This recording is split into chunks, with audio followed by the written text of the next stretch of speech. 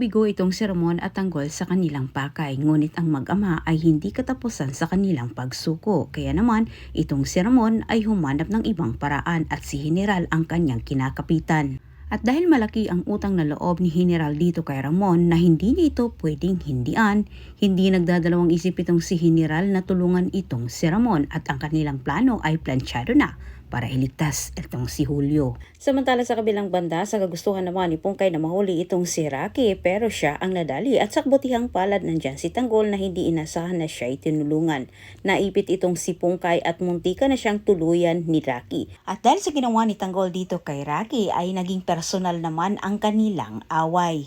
Ngunit mas lalong nanggagalaiti sa galit itong si Divina dito kay Tanggol dahil si Divina naman ang sinisisi ni Rocky.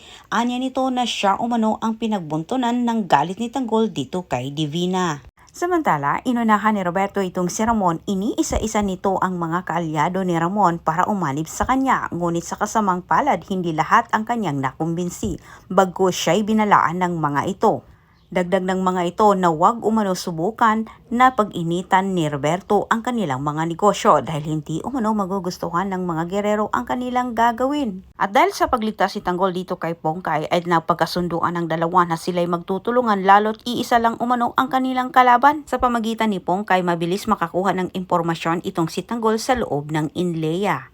Subalit parang nararamdaman ni Roberto na si Julio ang isusunod na target nila Ramon at Tanggol. Pero sinabi din niya kay Rigor at agad nilang pinag-usapan na sasamantalahin umano nila ang pagkakataong ito paglipat ni Julio sa ibang kulungan upang sa ganitong paraan ay doon humanan nila huhulihin itong si Tanggol at Ramon.